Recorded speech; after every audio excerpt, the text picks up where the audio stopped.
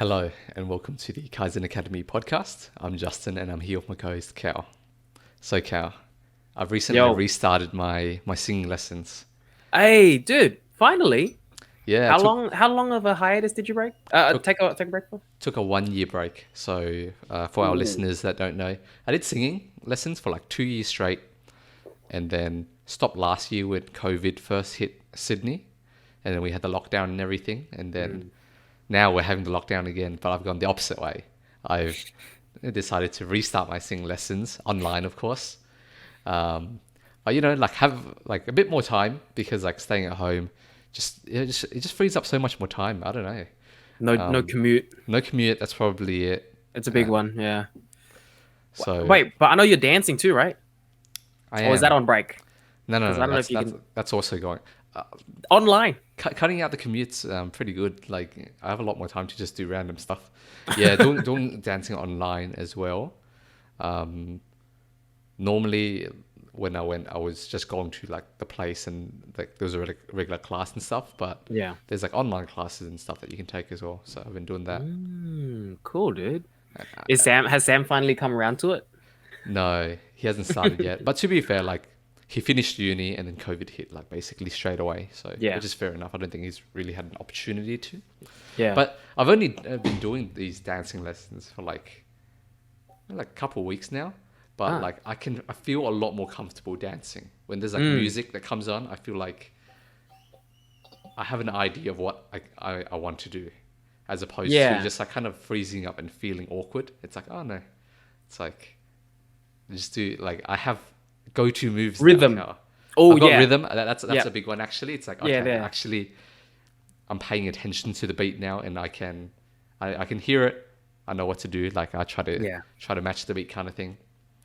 So yeah, I've been keeping myself occupied, Cal, Dude, during that's lit. lockdown. Dancing's What one of about those you? interesting things, man. It's just like I feel like it's a very a small amount of skill goes a very long way for the average person when it comes to dance, because it's like I think in a social context you find yourself like, oh, you need a vibe sometimes, and you're like, and if you just get over that tiny little hurdle, it's like now you know how to vibe. I think it goes a long way, and you're like, yeah, I'm set. Like I feel so much more comfortable in so many different settings, weddings, when we go K, when all of those things. Honestly, any house party when there's music pumping, right? That's Cal goes hard at K. yeah. I remember. I remember you were like, Cal, I respect you, bro. Like, how do you? And I'm like, bro, I don't even know. I just watch YouTube videos. I just see people dance and like osmosis so slowly kind of like absorbed. I'm like, this is a cool move, man. It's This is a like cool move. ooh. I don't even do anything, literally. But yeah, no, it's cool. Now you're professional, bro. You got actual lessons under you. But I've been doing the same. You know, I start my grad in August. Mm. So been trying to adjust to, like, I remember, I don't know who was I talking to. I remember talking to someone and we're just talking about, we were sharing like our experiences taking a break from everything, from life, and then returning to say a life after taking the break. Yeah.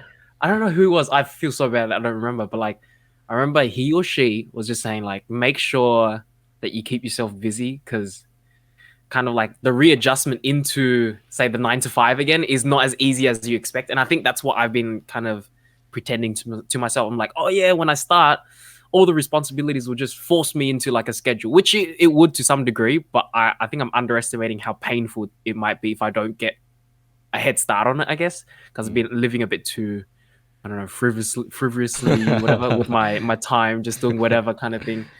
So yeah, I have like a few weeks left trying to rebuild scheduling. Follow Kelly. Kelly's working. You know, she's waking up on a normal like schedule. So I'm trying to Yeah, follow yeah. her schedule, which is really helpful. Um, Doing that, and I know I mentioned this before with you, but I went back to uni with my sister. Oh, that's cute. I'm trying to catch up. Holy hell, man! It's Do so you hard. want to explain to the listeners and all the Yeah. viewers like what exactly you're doing? Because it's pretty funny. It's, Oh man, like I mean, I feel partly responsible for what my sister's doing right now, because when she was like, "Oh, what degree should I do?" I was like, "Just do comp sci." excellent I was choice. like a bit of a shield. I definitely shielded to her. And now that I see her like kind of getting a bit roasted by some of these harder subjects, I'm like, I feel bad. So I'm like, in a sense where like, oh, I kind of got you into this. I need to make sure that I help you get yourself out of this so that you enjoy your degree. I really want her experience to be positive, you know, that she's not lonely and like kind of just suffering by herself. She has some kind of network, and although I'm her brother, it's like I think one person is better than no person. So she was struggling. She came to me. She's like, "Should I drop this subject?" And I was like, "Oh, this is bad news. If I'm hearing this, this is bad news." And I mean, So it begins. yeah. And I was like, "You know what? I'll take the subject. Just stick with it. I'll take the subject. I'll start watching your lectures. I'll try to catch up, and then I'll see if I can like help you with the quizzes and stuff like that, and see if we can do well." But the other part of it's a bit self-serving. I'm not going to act like a philanthropist over here. It's a bit self-serving. I do know data structures. The subject that I'm taking with her is quite important for like interviewing, especially in the software field. Just after trying to get myself into the software field for a while, I've noticed I was like, okay, I'm missing this like basic understanding of algorithms, basic understanding of like time complexity when it comes to code, and stuff like that. I was like, you know what? There might be some benefit from me taking it. But man, the first lesson I watched, I was like, holy hell. I was like, I'm a 7th year student. 2nd year subject should be easy, man. Oh my god, I was so wrong, man. I was so wrong. It was so hard, man. I feel so bad. I don't know what to tell her. I don't want her to lose confidence in me. So I'm like, yeah, it's not bad. It's not bad. I was like, what the hell is this guy talking about? Act like you got answers. Act like you got answers.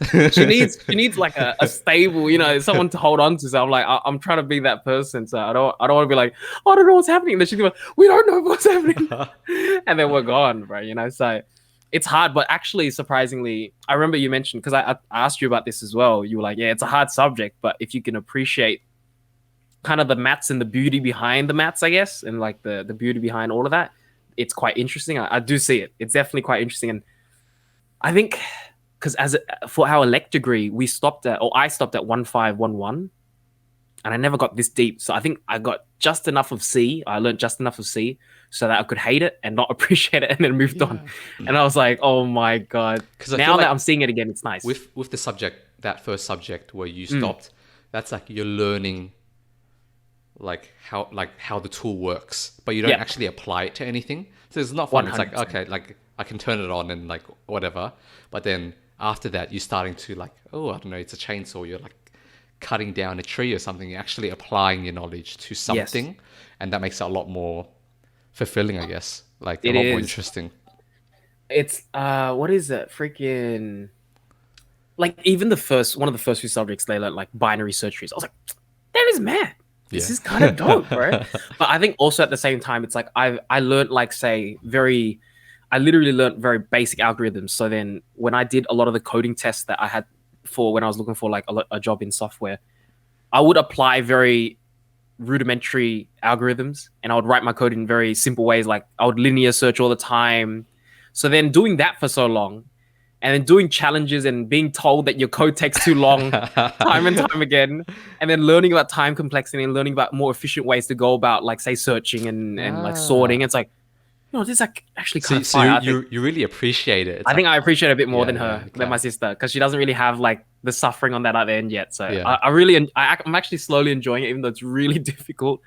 But yeah, it's pretty fun. And I think we know the lecturer.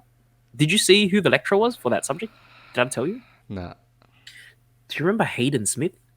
Yeah, I remember Hayden Smith. He teaches that subject. I'm like, this was the guy at SunSwift. When we joined SunSwift I joined SunSwift for like a few weeks, right? And then dropped out. Super smart guy. Super smart guy. So smart. He has his own startup now and everything. Oh, bro, crazy. And he's teaching really well too. To be honest, I will admit, like, pretty damn good. Like, I'm learning quite a bit just from watching lectures. I'm not even like doing the labs properly or anything like that. I'm just trying to catch up on content so I can be like a little support for my sister when she's tackling assignments and stuff. But yeah, I'm doing that, trying to make sure that I'm ready for my grad too. That's kind of occupied my life, and slowly kind of keeping myself busy, because that was what my friend like reminded me to do. Just like, keep yourself busy and make sure you're accustomed to some level of work. Don't go from 0 to 100. Don't expect to be able to adjust immediately. So I think I'm just trying to do that right now. And I guess that leads like really well into the topic of this podcast, which is kind of just a systems check of us two. This is a very narcissistic podcast. We're just going to talk about Me.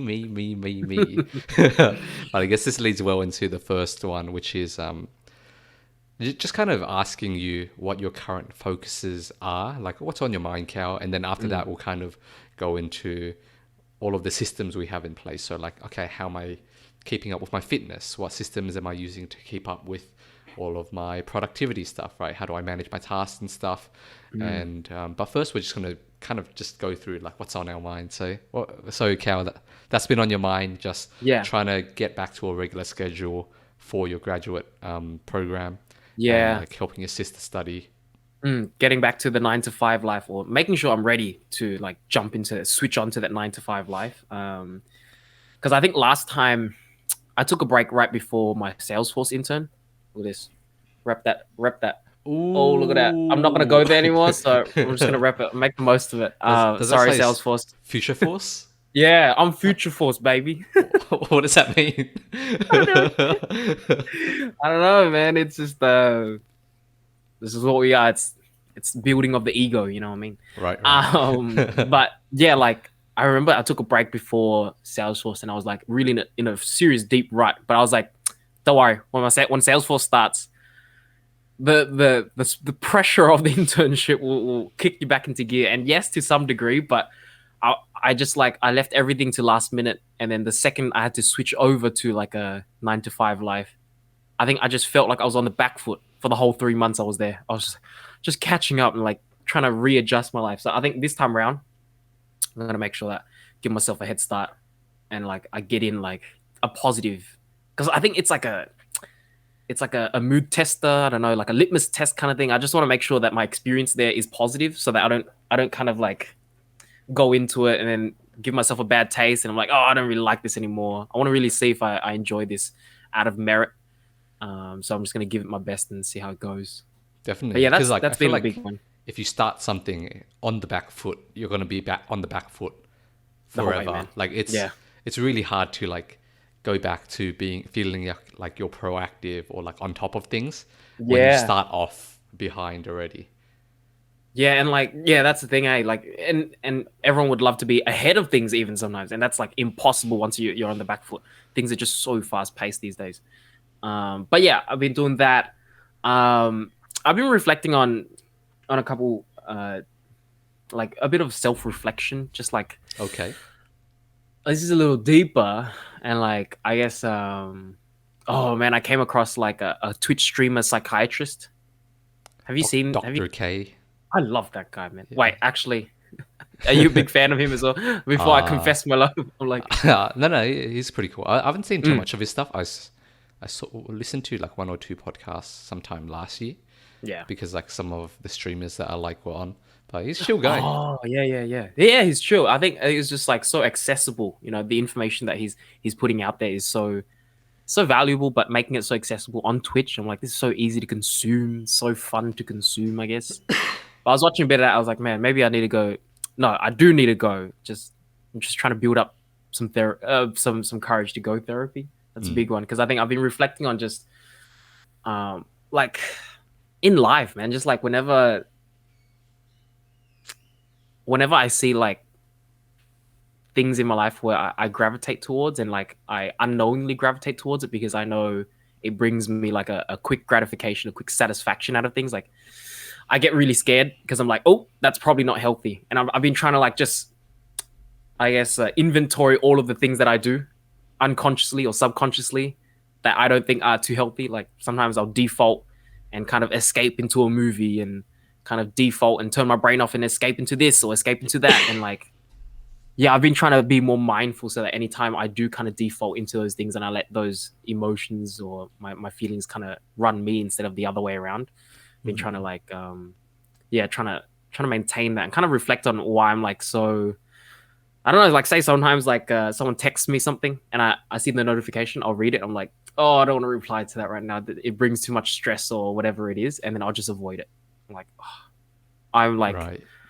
I'm super like, I don't know, just amazing at avoiding things, just so good at it. And I'm like, Cal, you gotta stop, man. Like this is not healthy. It feels good, but it's not healthy. You know what I mean? And that's one of the big ones that I've been trying to like. Would like avoidance or like procrastination, like which like Mm, do those like feel like they describe it, or is it like something It would else? be. I'd say a combination of those two. Exactly those Okay. two. Yeah. Yeah, yeah. Yeah. And it's like, just making sure, just making sure you kind of embrace more of the painful parts of life. Like I went for a jog the other day. Holy hell, it was so painful. I was like, enjoy this, Cal. This is healthy for you. I'm like, oh God. But yeah, just being really skeptical about like the really like the short-term highs in my life, you know what I mean? Like, oh man, I'm doing this. This is so fun. It's like, oh, be careful. Don't you get sucked into that. You know what I mean? That's been on my mind. It's just like making sure that I've been trying to like, I guess with extra time on my hands, I can kind of fall into those vices a lot easier. So that Yeah. I've been a bit more like on like a cautious mode, just kind of like, oh, what is this? I like eating this sweet thing a lot. I'm like, oh, careful. So everything, it's like from diet to everything. Yeah. So I've been really, that's been like taking up a lot of my brain recently. But besides that, I've also been playing games. So Oh, this, you fall into one of the vices. yeah. I'm So I'm like, joking. let's see if I can do this properly. You know, we've Yeah. always talked about this, and we're like, gaming is not for us. Mm. I'm having a second attempt at it. um, I'll report back next time. We'll see. No, Yes, sir. I'm really worried. But damn, I love games, bro. It's I pretty love fun. games. What are Pretty you playing fun. at the moment? Kelly's been teaching me Overwatch. Okay. And I got back to CS as well, but it's scary because CS in my life, it was like I devoted so much time and energy to it that like it was fun and like some memories of it were really positive, but it was always tied with you were failing at uni. So it's like coming back to it is a bit bittersweet of an experience. Yeah. Um, so coming back, I'm trying to be a bit more healthy about it, be a bit more like controlled about it. Like, okay, let's play some games, let's talk to some friends, meet some people, not meet some people, but like meet up with some people, catch up with some friends, and then let's try our best to not get carried away. But I'll let you know in a few weeks when I come back, see if I manage to get it under control. I don't know. Yeah, Yes, we'll see. sir. Hopefully you find the secret. I would like to Yeah. play games again as well. All Ah, right. What about you, Justin? Where's your mind been at lately, man? my mind has very specifically been on finding more time in my life because so I've been working full time now since February, like half a year, Mm. and for that period, it was really good in terms of like just readjusting. I wasn't putting too much like, pressure on myself to be doing stuff outside of work, but then I'm getting to the point now where I'm not very happy with how my time outside of work is spent because like often I'll default to doing stuff that's not very fulfilling, like sitting on YouTube, just watching stuff for a while, or like going on Reddit, going on Instagram, and at the end of the week, I feel like like I haven't done anything substantial, right? Mm. So I'm just trying to, because there have been periods of my life where I feel like when I go to sleep at night, I'm like, damn, that was a good day. Like I feel very relaxed. I feel fulfilled. I'm ready to just go to sleep Amazing. and wake up tomorrow and like do it all over again. Whereas last like little while, I felt like at night I feel like a bit of dissatisfaction. Like Yeah. I didn't do anything today. Like I haven't done anything satisfying or fulfilling or made any forward progress. And then it goes into a cycle of I'm going to run away but it's from that feeling by Yeah. going on my phone or like going to like watch YouTube for a while. That'll mess up my sleep, and then tomorrow I can't reset because I'm sleep deprived. I can't really control my willpower as well. So it was kind of like a cycle of that, of like feeling unfulfilled, staying up because I'm unfulfilled, and then just messing up the next day kind of thing. So Oh, yeah. trying to short circuit that and really focus on doing things that I truly enjoy in my free time rather than the things that are just the most expedient, the things that are like most in reach, the easiest thing, I guess. So Yeah. instead of just watching YouTube videos, I've been trying to like pick up singing again, picking up dancing, stuff like that. Which honestly, like they're fun things, right? If I don't have anything else to do, I enjoy singing. I even enjoy studying, right? Reading and stuff, like certain topics. I don't like studying everything. Yeah. But yeah, just trying to replace the things that I find aren't fulfilling in my life and replacing them with things that I feel that are more fulfilling.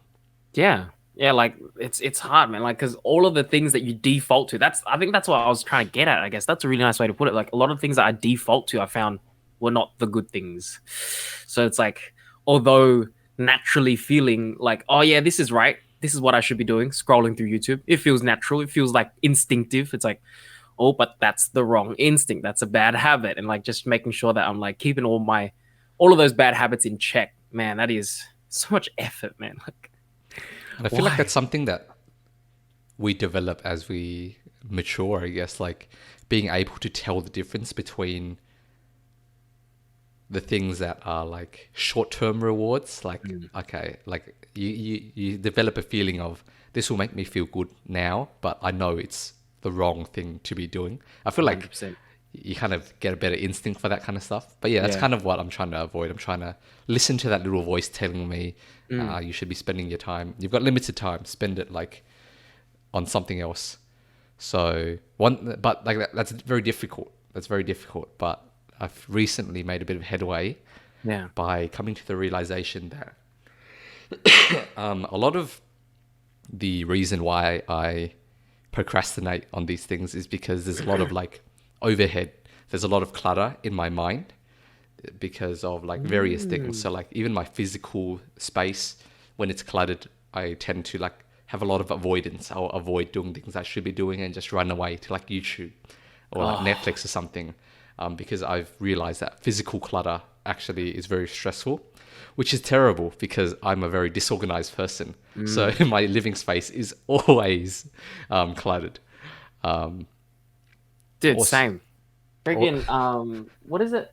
I mean, just looking around my room right now, I'm a bit embarrassed. yeah, Almost like, there's a bike behind you, bro. I know, but this was actually intentional. This was a relatively neat way of us storing the bike. It's like hung up Okay. onto like a wall, drilled into the wall. I was actually proud of that one. That was all me. But um, no, I've been getting that as well. Remember how I was talking about like building micro habits and how, man, where did I get that from? Atomic Habits. Atomic habits, yeah, like building these micro habits of just like say, leaving the room as it was, how you entered when you leave, and just say making my bed in the morning. I'm actually very proud to report I have been making my bed every morning for the past like month or two, and I am honestly like, it objectively feels like such a small thing to be proud of. I'm like, I cannot express how like hugely proud I am of that one goal that I've been consistent with, just like making my bed or making Kelly's bed, our bed, making Kelly's bed every single morning that like without fail I have to do that now. And I think a part of that was just like, yeah, the micro habit of kind of cleaning up whenever you get the chance and not underestimating that physical clutter. Because 100%, man, like when I was doing that, I think at the peak of that, I was kind of like cleaning the room every single time I left. And I think that was just, it made me so much more, that tiny bit, it just helped with my mentality so much. It helped with my mental health so much. Like coming into the room, it's like, oh, everything's set, everything's set. This is nice. And you feel accomplished, and like, it just it goes such a long way. And I've just been so happy about that. But yeah, the physical clutter part, my God, I've been struggling because recently it's like kind of fallen off the cliff a little bit. Oh no. But I held on to the bed. The Making bed the will bed. always be made, but the rest of the room is a bit trashed right now. Like, Hey, one step at a time. yeah, one step at a time. We'll lock one habit down at a time. Yeah. One habit at a time. See, I feel like that's something that a lot of people underestimate, or at least I did. Like, physical clutter leads to so much mental clutter. Like, I feel like I've weaker willpower. My mind's like frazzled. Like, I don't know what I should be doing right now. So that's a big one for me, actually. And not just decluttering, I've kind of realized that the reason I have so much clutter is because I have too much stuff. I've recently like gotten like reading more and like watching more videos about minimalism. I'm like, you know what? These guys, they're onto something. Yeah. Like all of this like untidiness comes from me just having too much stuff that I don't need. So I'm on a bit of a quest to, I'm not that radical. I don't I don't want to like get rid of everything I own, but like Yeah. if I pick up something and like I haven't used it in a year, I'm like I should probably get rid of this. Mm. So on a bit of a quest to clean stuff out at the moment, which leads to another thing of that's been on mind is not just minimalism but also digital minimalism. Because when I sit down and kind of reflect, a lot of the things that lead me to being very distracted all the time and not feel fulfilled is like a lot of social media and just like stuff on the internet, digital stuff, specifically Reddit, Instagram. Oh, Ooh, right. those two are my vices. Oh, So yeah. I'm trying to actively cull those at the moment, and figure out how they fit into my life. Like seeing if I've realized definitely getting rid of it on my phone is a must. But I'm seeing, okay, maybe I'll keep Instagram like just for desktop so I can just still post photos and stuff. That's what I'm doing. But oh no way. Yeah, yeah, and like I don't bookmark it. My first fight against this is I never bookmark any of the social medias. I never bookmark Okay. any of the fun things. Yeah. Only bookmark social things. So if I want it, I'm typing the damn thing in. You know what? I took this one step, like this tiny step further. You know when you type something in, it offers you a Yeah, suggestion. an You type in autocomplete. it'll Instagram. Yeah. I've turned that off. So if I want to get to Instagram, I have to type in Instagram.com all the Ooh, way, bro. add that friction, bro. It's kind of helped. It's kind of helped. I check Instagram maybe like once every 2 days, maybe once every 3 days, and I'm like, it's nice because I have a couple people on there sending me a couple things, and I like to kind of keep in contact with them, kind of get to chat with them a little bit here and there. But yeah, there's enough of a friction where I'm like, okay, don't bookmark it. Sometimes it'll auto bookmark or it will put itself in like the quick search or quick access thing, and it's like I'll delete it straight away. Get out of here. Yeah, no app. I think that's the first part, and it's not radical, but I think it's a good step forward. It's a good step forward. I've personally found it's made such a big difference for me already. Like Mm. I did this a while back, like a couple of years back. I had a personal transformation. I was like, you know what? I I'm remember. getting rid of everything. Yeah. I need to like take life seriously a little bit. And like I distinctly remember, and I wrote down that like blocking out these distractions and removing these distractions were one of the things that helped the most. And then I kind of let them slide back into my life. Like like They're you give cheeky, man. you give yourself reasons to. It's like, oh, I got to keep up with my friends. It's important to True. like whatever, True. which is it Yeah. is important, but it's evil, bro. Yeah. I got off TikTok as well. Oh my Oh, god, that's the huge one. TikTok is too dangerous. Like So dangerous, their man. recommendation algorithm is insane. So fire. So fire. And honestly, props to the software engineers Yeah. whoever working on that algorithm, bloody hell, mate. It is honestly so good. Like I've never been on a platform as fire as that one. Like within minutes, it's like, yep, this is what you want to see. I gotcha. And it's like, yes, this is what I want to see. I love this. But I was so lucky to like get not a new but a new to me phone recently, and I was like, oh, Okay. this is a good chance. This is a good chance. Boom. Didn't just left it there. Didn't install it. It's like one of that like using that bit of motivation to kind of like build that structural change in my life. And just like left it there. Like once in a while, get on the desktop. I'll type in TikTok.com, manually log in. My boy Aaron, he sent me like a lot of TikToks. So once in a while, I still gotta. He said he's. I don't disappoint him. So I'm like, I'm on a hiatus, bro. I'll come back. So he's still sending me stuff, and like once in a while, I'll hop on. I'll just go through all the videos he sends me and stuff like that. You're checking TikTok on your own terms. You're not being dragged around by the Yes. by the software Yes. engineers. I feel Oh, that's the thing. Yeah, I don't. When I go on the desktop, I don't go on the feed. It's like I go into my messages and I'm like, I see what I've been sent, and I'm like, I try my best to stay out of the algorithm. That is so true, man. But yeah, that's been my focus for the last while. So I guess we'll kind of jump into like just a bit of a systems check, Cal. I want to know what's going on, how you're like keeping control of your life. Maybe I can get some like ideas from there. But first, Probably not. Yeah. Okay. I'm taking baby steps, man. I'm taking baby steps. I'm coming back. Like maybe in a few weeks you can round back to me. But yeah, baby steps right now. Okay, fair. The first one we're going to talk about is kind of just our productivity systems. First one I wanted to ask you, Cal, was how do you keep track of all of the tasks that you need to do, all of the events that you need to attend? Bit different with COVID now, but Yeah. But how are you just keeping track of all of these things, your to-do lists and Still, stuff? yeah, I think nothing's much changed much, but and I think the most recent change I've already mentioned, where it's like I moved away from Todoist. It was a bit too complex for my personal needs, and I kind of like I adopted it just for the funsies kind of thing. So Mm. I'm back on just the Microsoft version of it because that's kind of built into Outlook at the same time. And I'm a Windows user. So what I've done recently is I use the Outlook calendar on top of the Google Calendar as well once in a while. So it's kind of those two calendars because I got Google Calendar on my phone. It was just already there, so it was a lot easier to kind of set up.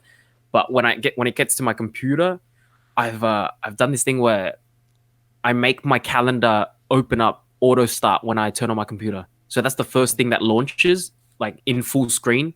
And then all of my events for the week are kind of like attached into there. And that's what I've been trying to like kind of throw in. And that calendar app is to some degree connected. Like it's one click away from the to do app. So once I see my overview, it's one click away from what do I need to do today. So I've been trying to make that as seamless as possible and like just kind of force my pipeline into that into those apps every single time I get on my computer. Every time I get into my phone as well. My phone, because I recently got a new one, I made sure it just didn't install much. Like I think the only thing I got on there was like Snapchat. Um, and Snapchat's not And very interesting as well, so it's fine. how does your Google Calendar and your Outlook calendar sync up at all? Yeah, so I think I added my Outlook calendar to my Google calendar. So when I'm on Yep. my phone, it will just have the same events on, but through Google. Do you know what though? I saw Kelly using the Google or Gmail has its own like to-do list. No way, I haven't seen that. So like she has her emails opened, and then after she replies to something, she's been given like a task from her manager. She just pops in. It's like on the right hand side, opens it up, and then just like on the same page, right? Attaches on, and then like as she's working on her second screen, I can see her emails coming in, and I can see all her to dos for the day that she has to get done by 5 or anything like that. That was really cool. I didn't even know Gmail had that. I guess they're But all yeah, in a bit of a war. Like you were saying, like these systems, you want it to be as seamless as possible. yeah, Like with Todoist, once you found that it was too complex for your needs, like you stop using it, kind of thing. yeah, So I guess they've all realized we need everything. Like we need all of these different apps on the same platform, so yeah. that they stay on our platform. Exactly. Yeah. And it's honestly, I mean, I'm a sucker for it because it's working. I'm on the Microsoft, I'm in the Microsoft ecosystem right now, and it's working well for me. It's working well so far. I think besides that, on my phone, very minimal. Like my iPhone, I haven't installed much, and everything is pretty much all just Gmail, calendar, and I'm back on Forest because I've been studying again, trying to catch up with there are a couple like different certificates that I need to study for this grad. So it's just back to like it's a bit like uni studying. So I'm getting my Pomodoros in, and I've been implementing. Do you remember discussing talking about Anime Doro? Did I talk to you about that? No. What is that? It's like, I like it already. so instead of like it's like some guy's YouTube video, and he talks about how he's augmented his Pomodoro so that he does an hour of work, 60 minutes, and then he watches 20 minutes of an episode on his break, and he comes back and he just cycles through that. So it's a bit longer of a tomato, a bit longer of Yeah. a study session Yeah. to kind of get into that deep. Because I guess it kind of it depends on like how you study, I guess. But for me, it's like I need a bit more time to kind of get into the zone a bit.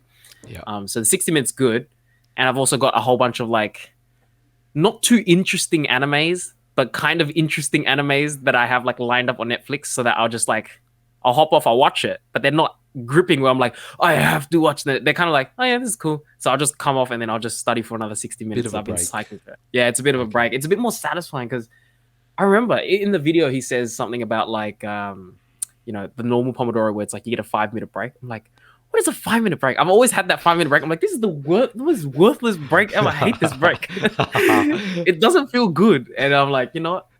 I'm gonna try this like 20 minute because like honestly, an episode of anime is like it's technically 25, but you skip the intro, you skip the credits, Yeah. you skip like the recap, and it's down to like 19 minutes or something like that, 20 minutes. So it's like it's a 20-minute break and then back on it. So I've just been cycling through that on my forest, building trees, doing a Pomodoro just study, and then just trying to cycle that. Like hopefully aim to do like 3 of those like rounds at least a day, being very gentle on myself. 3, that's all. 3 hours a day. And then I'm like, I'm back. I mean, You know. 3 hours of focused work's pretty good, I reckon. Thank you. I appreciate that, Justin. I was like, you know what? Everyone's doing 9 to 5. I'm only doing 3, bro. I'm like, Well, I gotta start somewhere. people aren't sitting there from like 9 to 5, like focused, like right. You're like, True. I'm gonna go out for coffee, and I'm gonna go like, I'll have a meeting, and then it's lunchtime. Mm. So Now that you say it, I kind of miss corporate life, man. It's kind of fun. it's pretty good. It's really good, man. That was fun. And would you say you're generally quite happy with your system at the moment, or still in the works, working on I it? think, yeah, this is a bit in the works because I think the to do is still there, but I haven't been like as kind of on it. My to do list sometimes when my days are feels a bit empty, I'll give myself the excuse, I remember all of it. I only have 3 things to do today. I remember all of it. When in reality, I think at my peak or when I was operating the most optimally, no matter how small the task, it would always be on the to do list. Even if it was like do laundry today, it'll be on the to do list and it'll get checked off later on. And I'd like to be back there. I'd like to be back there. Oh, excellent. I guess I'll just go through my one now then as well. Mm. I would say mine is also a bit in the works at the moment, but I think I found a nice little step where I'm pretty happy with where it is. So I think I'm going to chill here for a bit. So how I manage my events is just Google Calendars, and how I manage my tasks on Todoist. But those are kind of just more backlogs. I don't plan my day using those. Those are more like, okay, keeping track of everything I need to do. And then what I've started doing now is time blocking. So I just get a random piece of paper. It's like a notebook. It'll be like something like this. Right. Okay. And then I'll just write like 9, 10, 11, blah, blah, blah. So I have all of my, like the entire day, like written out on one page. And then I'll just draw blocks like, okay, from 9 to 10, this is for this is like work. And then maybe have a meeting. And then after that, okay, block out lunch and then another like deep work session. And then I find planning my whole day out like that is super useful, because otherwise you let random things just take up too much time and then you end up like not doing everything you wanted to. I know some people don't like this because like, it feels terrible like having your whole day scheduled, but you schedule in like your chill out blocks as well, right? From like 5 to 8, it's like, okay, I'm just chilling out here. That's my only job. That's my task for that time. But I've been having a lot of success with that because I find it's very lightweight, like having a physical thing to plan my day. Because some days I wake up and like, I just don't want to do anything at all. I don't want to look at my to-do list app. So I just pull out a piece of paper, and then that's really easy. And I'll just draw like, okay, then like I'll just schedule out a lot of blocks of free time. And then I just need to do this one thing today, like do my laundry, like do this piece of work. I don't know, do a bit of singing, and then that's it for the day. So I've been really enjoying that. Dude, yeah, I think the fear of that is always, I mean, I have like, even listening to it, my first instinct was, oh, that feels like you're in the military, like you feel so you're in jail or something. Why you gotta block out your time? Like, why is it so strict? But in reality, it's like the more disciplined you are with your time, the more free time you actually have, the more freedom you actually build back into your life, right? And it's so counterintuitive to tell yourself, because your brain's always like, nope, I don't like that. That feels yuck. When in reality, bumming around the whole day gets you literally nothing done, and you're like, I didn't even get to do anything. Oh my gosh. That's where the lack of freedom comes from. 100% agree. Like anecdotally, like picking up like this method of planning out my day, and I don't really follow it like to a T, of course, because like things change throughout the day. But even just properly having a plan at the beginning of the day lets me like, gives me an idea of like, it's 1:00, like I should be doing something right now. Whereas if I didn't have it, I'd just be like chilling out like too much and like let things drag on longer than they should. But I guess next, wanted to talk about how you manage, how do you do knowledge management? And what I mean by that is just like, where do you keep notes, right? Where do you keep your important documents where do you keep like pieces of information that you need? Like, I don't know, It's a mess right now. your Yeah. prescription, your, I don't know, insurance Oh, stuff. Like, how do you keep track of all of that kind of stuff? Your notes from uni or notes from when you learn stuff. I don't know. yeah. I think right now I'm back to, man, I always default back to this, but I default just back to documents on my laptop. I just have like whenever I'm like at my, because I definitely feel like I'm at the bottom right now. You know, like I'm not operating. I'm at the top of my game right now. And when I am like kind of at the bottom, I don't really have a formal way of note taking. It always kind of just defaulted into. I remember last time it was like Google Docs. I just had a whole bunch of new Google Docs, just typed in information there, and I was like, "Oh, this is important." I'll try to like organize it a little bit, have a little file system. But I think it's not terrible because I'm at a point where I'm not taking as many notes, or I don't find myself taking a lot of notes. So I think the last time where I defaulted to say like Google Docs because it was so like it was, I don't know why this word comes to mind, but it was so like non-confrontational of an app. It was just like, yeah, I'll hop on Google Drive, I'll press new, opens a Google Doc, I can just spam something in, or I could not, I could just close it, right? It's like it's no commitment. You know what I mean? Like, I don't know why that was so attractive to me. I was like, yep, it was so easy to take notes into that. Like, I need to write something down, jot something down, throw it there.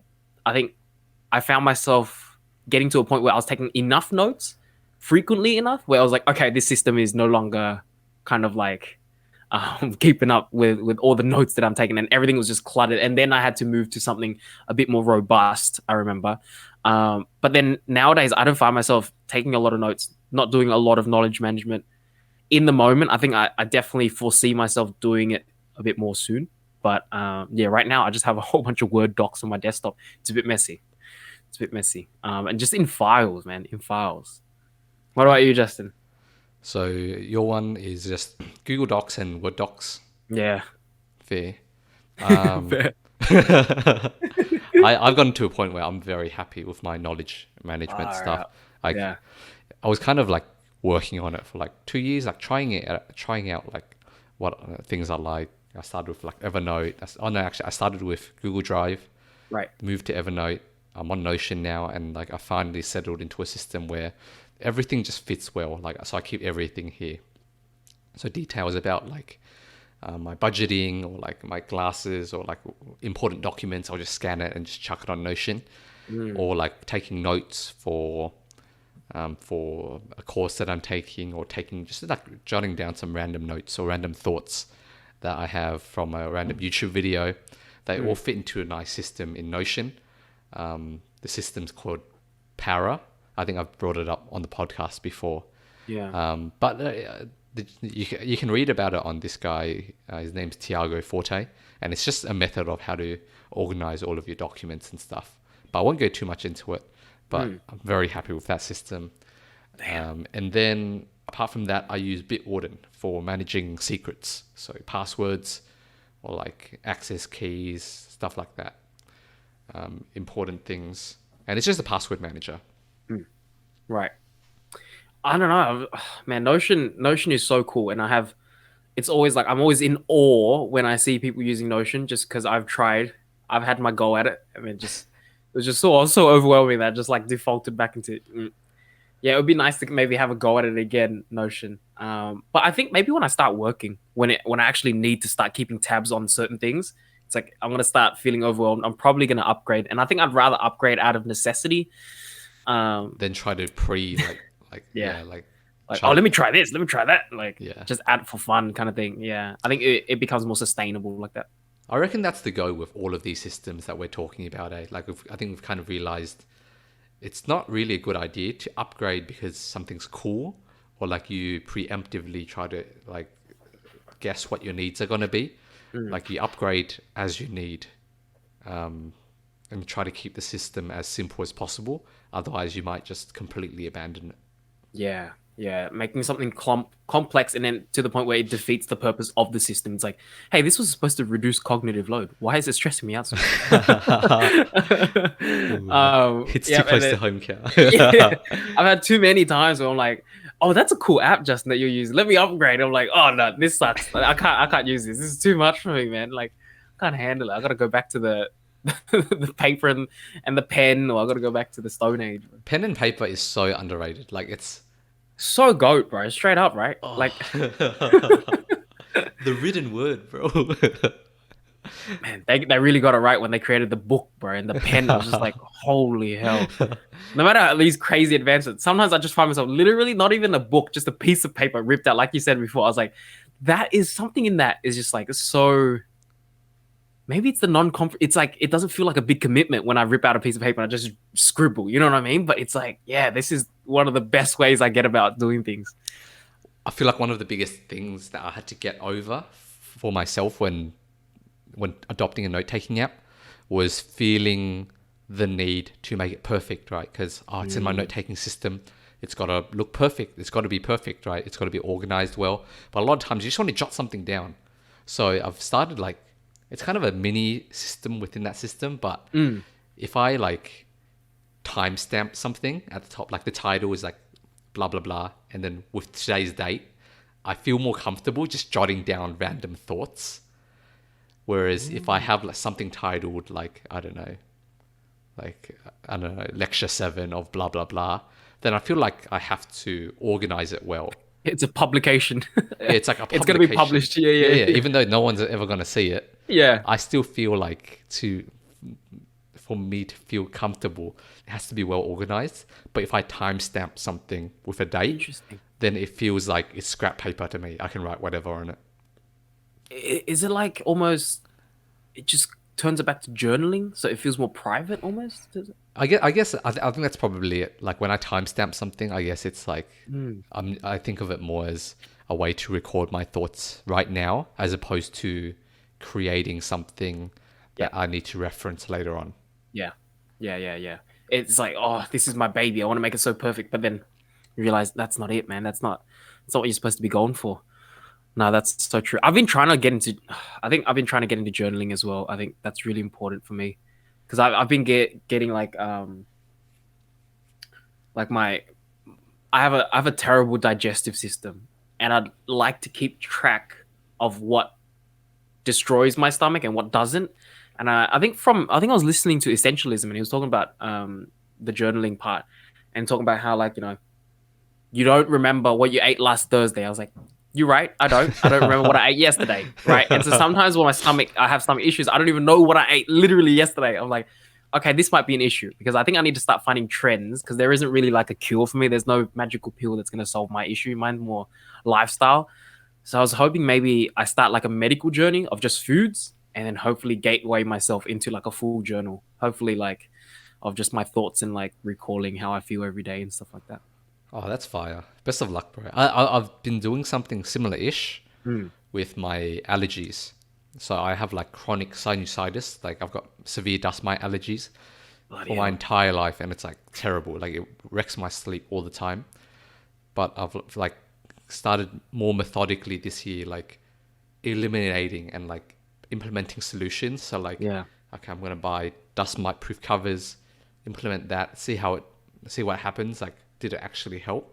It did, like to an extent, but it didn't solve it. So like, okay, like buy an air purifier, testing like whether leaving the window open or keeping it closed is better. Like just having to like go through all of these little pains to very scientifically test. Yeah. Controlled variables, independent variable. Yeah. Because like my entire life, like you get frustrated. You change multiple things at once. You don't know what's actually working. know what's working, and it's terrible. Yeah, that's kind of like my skincare routine too. Once in a while, like when I got too deep into it, I was like, oh, I think I fell into the marketing after I got like into skincare, and I was like, oh, this bottle's so nice. This bottle, like the branding of this, is so nice. I'll just buy this because it looks nice.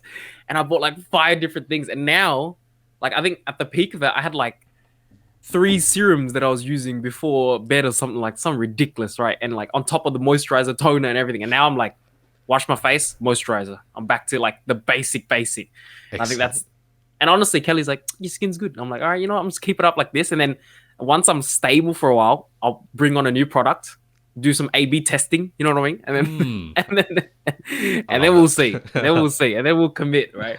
But I guess on that, like, what other health systems do you have? So you got your skincare routine. Actually, yeah. Like when you wrote it out, I didn't even. I was like, I have nothing right now, man. Far out. But yeah, I do have my skincare routine. That's been going on. I've been taking care of my hair a bit more as well. So Okay. like, I think as a guy, we're always like shampoo. You know what I mean? Like that's 8-in-1 shampoo. Like, okay, I'm done. You know what I mean? Like 8-in-1 shampoo, wash my butt, wash my hair, wash my Doubles as face. face wash. Yeah. And it's like doubles as toothpaste or something. It's so ridiculous, bro. I've seen the memes, man. It's like 15 in one bottle, and it's just like hilarious how far that's gotten. But I've been trying to take a bit more care about it. Like I remember seeing like a couple videos on like this guy where he was like, I don't use shampoo anymore, and he has full long hair. And as Asians, we have like really oily hair as well. I think kind of that was hopefully my next step. Like finally taking care of my face skin so that I don't look like a freaking wrinkly, I don't know if I can say this, but nutsack in like 20 years or something. Like, you know what I mean? Like, that's the goal, hopefully. But the next step is like, okay, take care of my hair. Because like I found shampooing too often would make my hair oily really quickly. And then I'm doing some A/B testing now. I'm like, all right, I'm gonna buy this one shampoo. I'm gonna stick to it for a while. Actually, I'm not gonna just jump around. Buy this one conditioner, right? And I'm gonna try say shampoo one day, conditioner only the next day, or something like that. Shampoo plus conditioner, and I've just been trying out different combos to try to see, because apparently everyone's hair is like unique, and you got to find the right kind of routine for it if you want to keep it in like good shape. You don't want to get it oily too quickly, and you want it to keep in the healthy oils as well. So that's something I've been trying to learn and trying to do with my hair as well. So I've got a bit there. But besides that, oh my god, I gotta tell you something. So I have like massive eczema, right? We all know that. Yeah. Oh my god, it's terrible. And the problem with my hand eczema here is that it's pretty bad, but it gets really bad sometimes in my sleep. So if I don't perfectly cut my nails all the way down, and I have even the tiniest bit of my nail grown out, like even the tiniest bit in my sleep, I'll scratch it. So what I've been doing to try to fix that, my one-stop shop fix kind of thing for it is Zyrtec. I've been taking Zyrtec. And once again, there's no magical pill in life, man. That's the lesson that I've learned. I've Okay. been taking Zyrtec so much, and if my mom hears this, she'll be like, "I told you so." But she was like, "Stop taking it. It's bad. There's side effects." I was like, "You don't know anything. I just need to take it so I don't." Bro, it was the worst thing. I took it like I think a week straight, or like I've been taking it for like almost like a month straight, even just like trying to take it so that I don't my allergies don't act up in my sleep, and so I don't scratch, so I Yeah. can survive the next day. Because if not, I'll scratch literally my whole hand skin off, and it'll just be bleeding in the morning. Um, and then I read the side effects of it, and it was insomnia. And so recently, I could not sleep. Recently, I would lie down, and my heart would be like racing. My leg would start hurting. Everything. It was like I've never faced insomnia so close. I was so scared as well because I was like, why is this happening? I cannot sleep. And the whole week of having insomnia was probably the worst week ever because it really showed me like, yeah, you make your whole life terrible. The whole day is terrible. The next day is terrible. The next day is terrible. Like, and the cycle was, oh my god, I sympathize with the people out there who suffer from like uncurable insomnia, that is, or like just like insomnia that they've kind of like just unfortunately fallen into. Mine was self-induced. I just took Zyrtec so much. So the warning is don't take Zyrtec too much. Antihistamines or going too much over that, taking a bit too much of that, it develops like such severe insomnia. And that, so like I started wearing a glove to sleep. That's my new. I have to just prevent my hand from scratching each other, and then I've been off it. And like the last 4 days, I've been sleeping like a baby. It's like I've been dreaming. I've been getting my REM sleep again. Oh my god, man! Like I did not get that for a while, and it was crazy because every time I would sleep, I wouldn't be able to sleep at like until like 3, and then I'll sleep to 12, and I'm like, that's still 8 hours, but it will never feel like deep sleep, and I'll feel so tired every single time I wake up. It was always just light sleep because I couldn't sleep at all. So scary, dude. And I googled it and I was reading up all the side effects, like severe side effects, insomnia, restless leg syndrome. I was like, oh, this is me. Check. Yeah. Warning for everyone, man. Careful, Big Pharma, they got you, man. They don't have the solution. You got to be careful with it, man. Like, there's no like one. That's the other thing. It's like Zyrtec helped me in the short term, but I wasn't like self-aware enough to be like, hey, be careful. and I was too stubborn to listen to my mom. And then yeah, she was like, "Stop taking it. I bet there are some bad side effects." I was like, "No way, bro. Don't worry about Don't it. worry about it. Yeah, it's Zyrtec. Come on, it's an antihistamine, bro. What's the worst it could do?" And then you Google it, and then you look online, and then there are like more severe, like freaking more severe side effects that you can find on there. And like, oh, it was terrible, man. That was scary. But besides I can that, imagine, dude. yeah, I've just got my skincare and my hair care right now. I think that's the two. Oh, actually, because of lockdown, yeah, because of lockdown, we can't really be working out anymore. But you have a home gym, right, I Justin? do. Still? So I guess we'll go into fitness routine. So in terms of health routines, I'll make a Mm, bit of distinction there. I've mm. got nothing. Oh, okay, okay. Oh, okay. But fitness, I've got a home gym, which I'm Mm, very thankful for because we're in lockdown right now. So I've been pretty consistent actually last little while of oh, just working out like a little bit every morning. Um, so my system of fitness nowadays is that working out is more supplemental. So I'll only do like 1 or 2 compounds every day. It's like a mm, very short workout, like 10, 15 minutes, 10, 20 minutes. I'll just do like squat, overhead press, or yep, deadlift, or like bench pull ups kind of thing. yeah. Um, But every day. 5 days a week, Damn. weekdays, Monday to Right. Friday. Okay. And then because I do a lot of like physical hobbies as well, like Mm, at night, like I do a lot of BJJ, picked up dancing recently. So that's how I keep fit. It's generally quite good. The the BJJ gets like keeps my weight down in general. Like yeah. I'm in pretty good shape even from BJJ alone. But then doing my proper workout just gives me more strength for injury prevention, stuff like that. Dude, that's dope. And like since lockdown, I haven't had a chance. I think I would say I'm also pretty proud of how like consistent I've been, but I've just made the most of like I have a lot of friends who have also been very consistent, and I'm just kind of tacking onto their schedules. So Harley was gymming a lot, and I was just like, Harley, every time you go gym, just tell me, just like tell me to come and like call me, wake me up, whatever I'm doing, just wake me up and tell me to come. So I've been like kind of pretty consistent with that before we went into lockdown. So pretty frustrated with lockdown just because I don't have a home gym. And using someone else's home gym is always there's always a hassle. There's always like, oh, are you home? Oh, I don't want to be bothered. So it's like maybe just take a bit of a deload. That's why I'm trying to get back into like a bit of jogging. Just get some cardio in, but holy hell, it felt like death the other day. I was running and my legs just felt like bricks and it was terrible. Jogging's so hard. It's just like a continuous like mental effort. I feel like if you want to learn to be disciplined, Oh you yeah. just jog a lot because like Yep. it's a constant fight of like not quitting. Yep.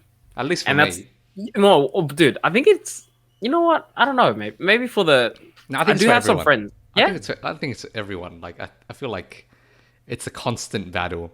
Like of course, like if you're a marathon runner, it takes a lot longer while for you to get to that point.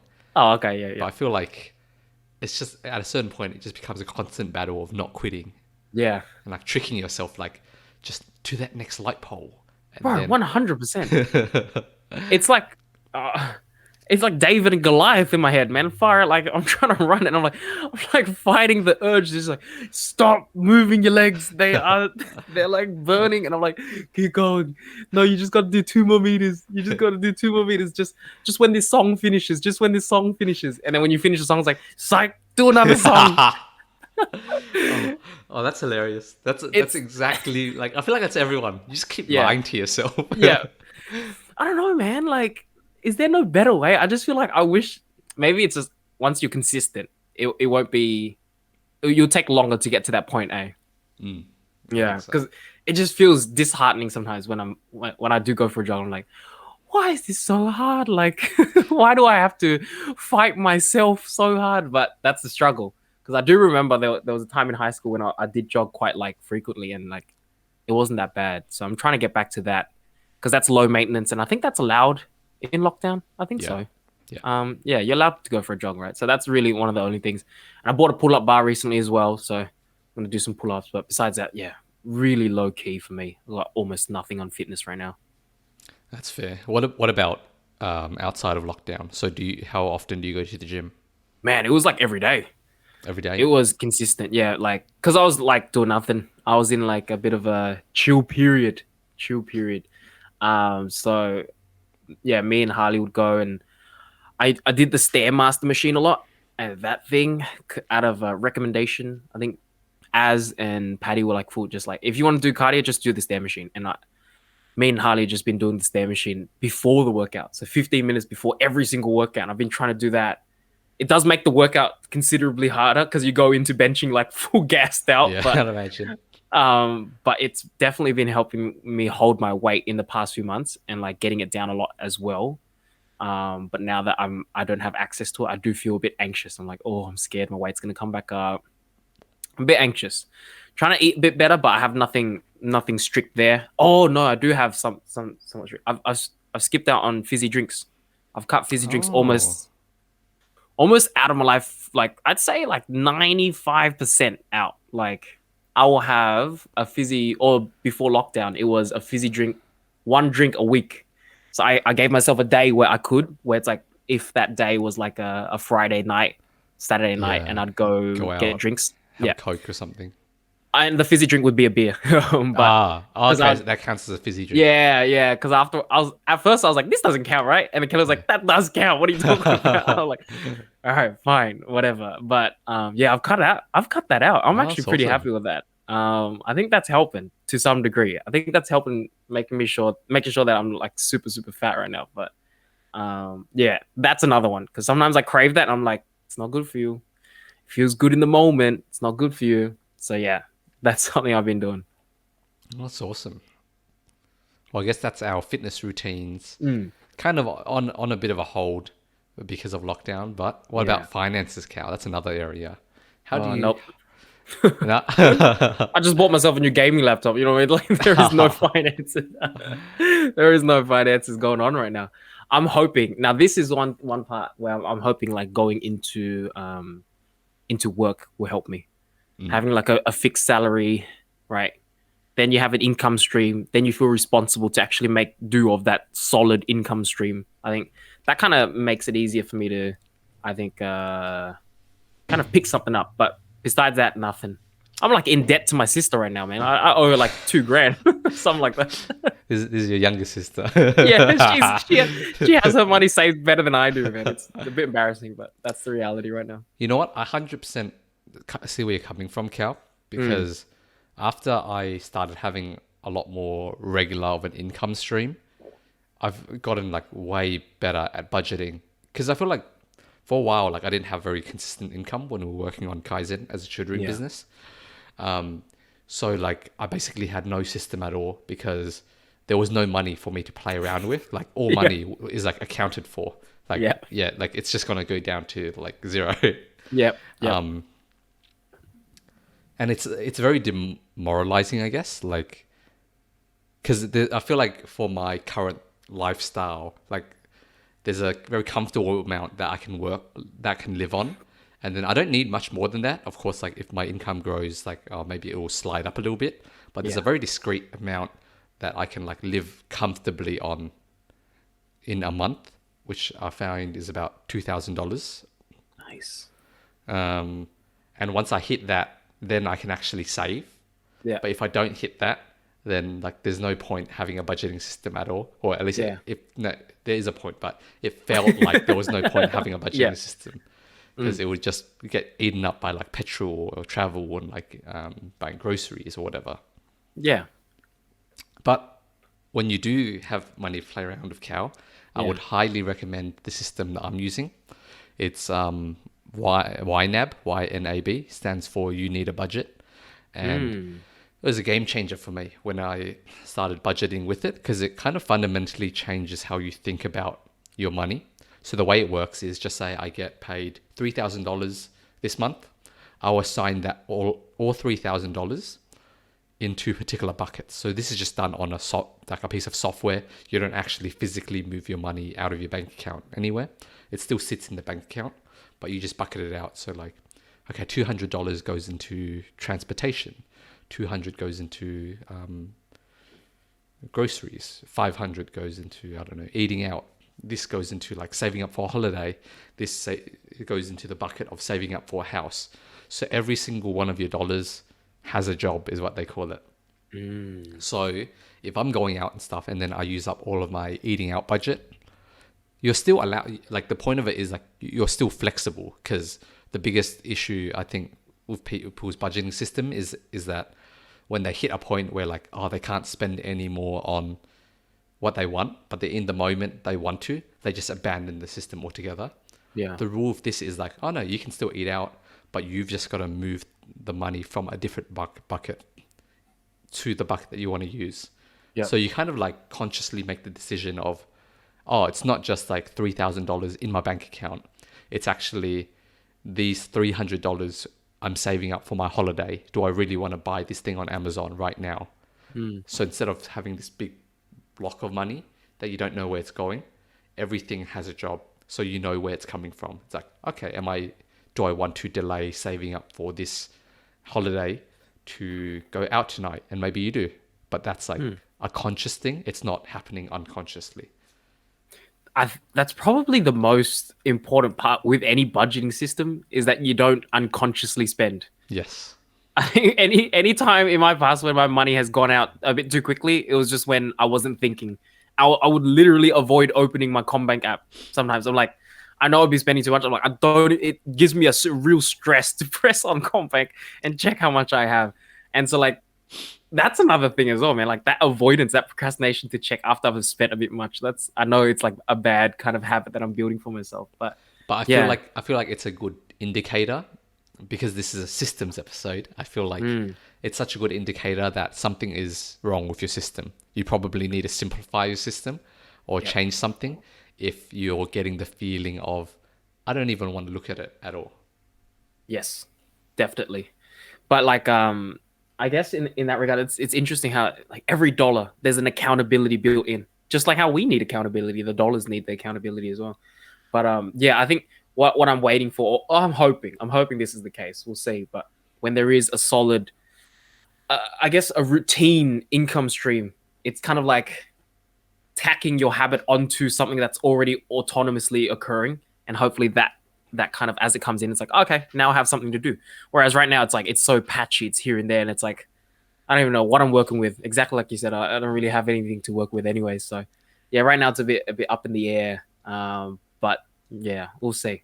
Is it an app, you said? There's an app. There's also like a desktop application, like it's on the web browser as well. It's like a proper cross-platform thing. Oh, lit. Perfect. Yeah, I'll definitely check it out next month. We'll Excellent. See. And I guess to finish off, let's go over our learning system. So how are you doing anything right now, or how does learning fit into your life right now, and what systems do you have in place? You want to go through that, Kel? For me right now, I'm just, like I mentioned before, I'm just studying with my sister. So watching her lectures, and luckily for me, I'm not coding or anything like that. I'm just watching her lectures. I was learning a bit of SQL. I was doing SQL Zoo the other day or the other week, and I cracked through like a couple of chapters. I was like, you know what, it's not bad. Actually, I'll postpone it. It's not important right now. That was more so like I was really curious if I could get back into the software game if I take a little break. And I was like, you know what, I think I can. It'll be all right. So yeah, I was doing that for a little while, but preparing for the new grad position, I have a whole bunch of like these courses that have been designed for the certificates. I've also gotten my hands on like a lot of those courses. They're like Udemy courses pretty much.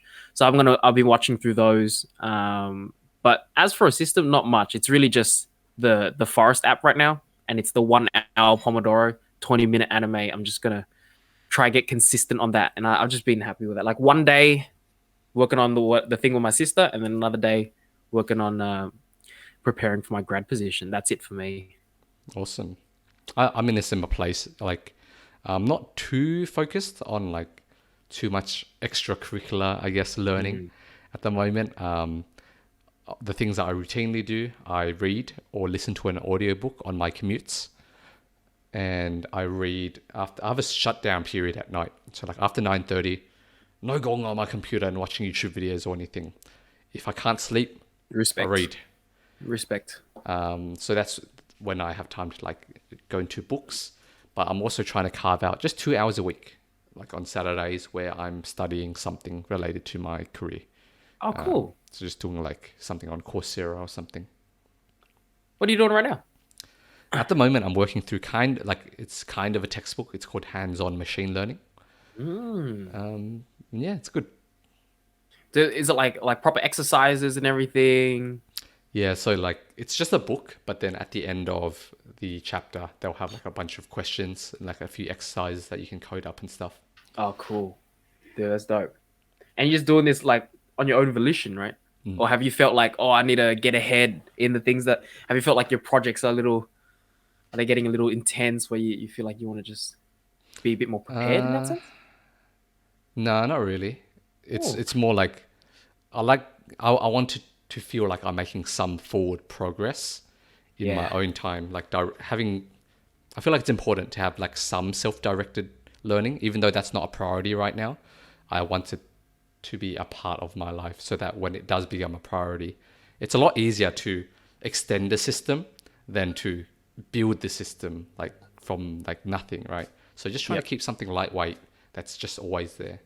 Dude, that's cool, man. Like I think you said it so well because that was another self-fulfilling or self-serving part of helping my sister. Because honestly, when I started watching it again, it was lightweight. Like I'm not doing the whole course. I'm just doing enough so that I can support her, be in the loop with the content, and just like I was like, oh, this is nice. Like, because I was in a break and I was doing literally nothing for so long, and I was like, this is not nice. And like now having that forward progress, it's like, yeah, this is good. Like, I wouldn't say this with any other uni course. Absolutely hated uni to some degree, like with computing and C and stuff. But now, like looking back, I'm like, this is nice, man. Like, to it feels a bit like because I'm taking the responsibility to start it myself, and there is a bit of progress in that regard. And it's a bit easier. It's definitely it's still second year to some degree, so it's not okay. It's not that easy actually, but yeah, it's not too bad. And that sense of progress has been really wholesome. It's definitely filled something up that has been missing in my long break of doing nothing. So I'm really happy with that. Oh, that's awesome to hear, man. Yeah, like there's always a nice sense of fulfillment, I guess, when you're like putting in the work and like improving in some way. Yeah. Yeah, I remember. I mean, that's what I tell all my kids, man. I freaking like. I remember meeting that one old guy. Were you there with me on that day when we broke down at uni? My car broke down. Ah, I know the story. I wasn't there. yeah, and like just meeting that guy, and he's just like, yeah, I've gone back to uni, just because every time, like, or like, even being at the top of his career as an architect, right? He actually plateaued in terms of like the skill levels and things that he could learn, and he just felt like he was dying because he wasn't learning. And it's like, yeah, you know what? I think learning is very important. I think that was a very candid moment in my life where like it changed my whole perception on just learning and how learning is going to be like this lifelong journey. You know, you just don't stop and you can't stop, or else you just start feeling like And a bit like death. for a Yeah. bit of context, this is like at uni. This like super old guy. How old is he? Like 70s? Yeah, like 60s, 70s. He was definitely like towards his like definitely like near retirement or in retirement. And he picked up another degree at Yeah. UNSW because Yeah. he wanted to like continue learning, continue growing, I guess. And that to him was the fulfillment in his life, right? And I'm like, dude, I think that's going to be a big part of everyone's life, man. It's a big lesson to kind of take from that. And that was really inspirational to kind of hear that from him. But yeah, that's Definitely. fire. That's fire. All right. And I guess to finish off, what's your song recommendation this week? Bro, I totally forgot. What have I been listening to? Hmm. I'll go first then. Yeah, hit me. I just wanted to say Gurenge by Lisa, only because I think the next season of Demon Slayer has been announced, and it just reminded me of how fire the first opening was. Ooh. Is that the old demons? Right. True. When is it coming out? I saw the trailer for that just now. I'm not sure. I also just saw the trailer, but I don't know when it's coming out. Mm. That is the Demon Slayer OST. Like honestly, like one of the most popular OSTs out there. I swear, like even when I first watched it, is this an OST? Is this the OST? Is it No, like no, the main this is one? just this is the main opening. Yeah. Right, right. I remember like watching it and having not known it before, but still knowing immediately the OST just because Yeah. I've heard it here and there. And I'm like, man, this song is so damn It was really popular. Yeah. so popular. God damn. Okay, what do I got? I've been listening to a lot of or Tyler the Creator. I'm a huge Tyler the Creator fan. And he recently dropped a new album, so that whole album's cool. But I think the song that's really in my mind right now, which is a bit kind of left field, but not really, it's called "Run It Up." "Run It Up" by Tyler the Creator. That's my recommendation. I think it's pretty fire, but Right. definitely a bit. I don't know. It's weird to say niche. I say niche because it's a contrast to your taste, Justin, because Yeah. it's definitely different to your taste, but it's extremely mainstream. It's like on the radio and stuff. I'll, But I'll, yeah, I'll, I'll give it a try. Run it up. yeah, run it up, man. All right. Well, thank you, Cal, for being on this podcast with me. And thank you, everyone, for listening. Bye bye. Say is.